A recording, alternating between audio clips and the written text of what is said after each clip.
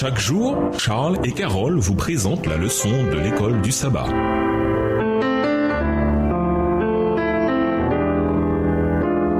Bienvenue à votre émission Dieu nous parle. Noël leçon de lundi. Adorer la statue. Nabuchodonosor, impressionné par ce que Daniel avait fait, jura allégeance à Daniel ainsi qu'à son Dieu. Voir Daniel chapitre 2, notamment les versets 46 à 48. Malheureusement, cela ne dura pas. Lisons Daniel 3, les versets 1 à 12. Pourquoi le roi avait-il fait faire la statue tout en or et demandait-il qu'on l'adore? Daniel 3, les versets 1 à 12. Le roi Nebuchadnezzar fit une statue d'or haute de 60 coudées et large de 6 coudées. Il la dressa dans la vallée de Dura, dans la province de Babylone. Le roi Nebuchadnezzar fit convoquer les satrapes, les intendants et le gouverneur, les grands juges, les trésoriers, les jurisconsultes, les juges et tous les magistrats des provinces pour qu'ils se rendissent à la dédicace de la statue qu'avait élevée le roi Nebuchadnezzar. Alors que les satrapes, les intendants et les gouverneurs, les grands juges, les trésoriers, les jurisconsultes, les juges et tous les magistrats des provinces s'assemblèrent pour la dédicace de la statue qu'avait élevée le roi Nebuchadnezzar, ils se placèrent devant la statue qu'avait élevée Nebuchadnezzar. Un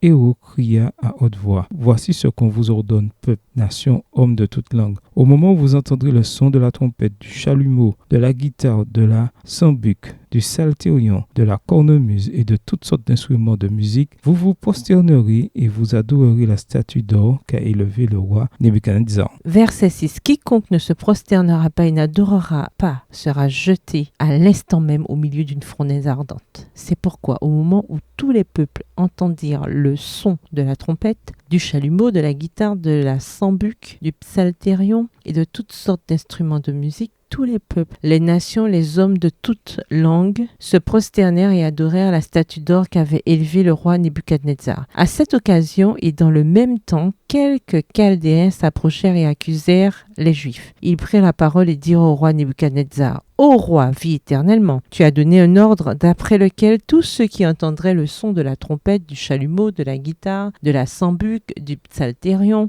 de la cornemuse et de toutes sortes d'instruments devraient se prosterner et adorer la statue d'or. » Verset 11. Et d'après lequel quiconque ne se prosternerait pas et n'adorerait pas serait jeté au milieu d'une fournaise ardente. Or, il y a des Juifs à qui tu as remis les tendances de la province de Babylone, Shadrach, Meshach et Abednego, hommes qui ne tiennent aucun compte de toi. Ô roi, ils ne servent pas tes dieux et ils n'adorent point la statue d'or que tu as élevée. Le roi indique son attitude de défi envers le message de Dieu en érigeant une statue entièrement en or. Le message: Babylone ne tombera jamais et Nabuchodonosor sera toujours roi. Quiconque osera remettre en question, quiconque osera remettre en cause cette idée sera mis à mort. Cette histoire sert de rappel fort. Notre désir d'autodétermination peut vite nous empêcher de croire en la manière dont le grand conflit se déroulera. Sur certains plans, Nabuchodonosor affiche les traits de caractère de Lucifer. Il était ambitieux, suffisant et avait assez d'orgueil pour se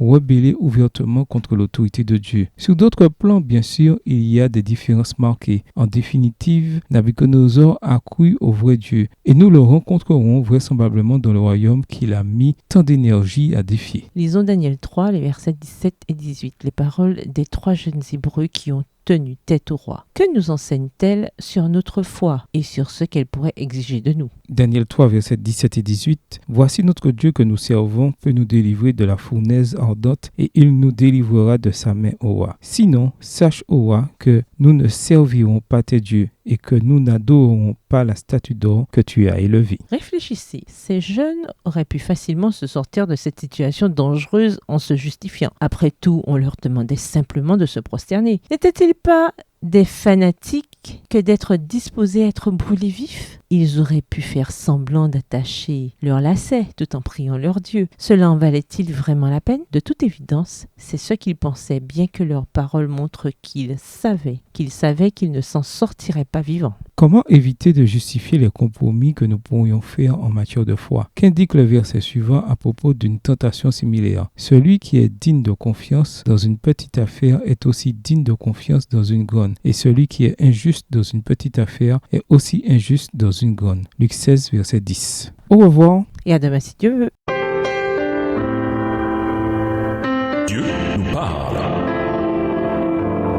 Chaque jour, Charles et Carole vous présentent la leçon de l'école du sabbat.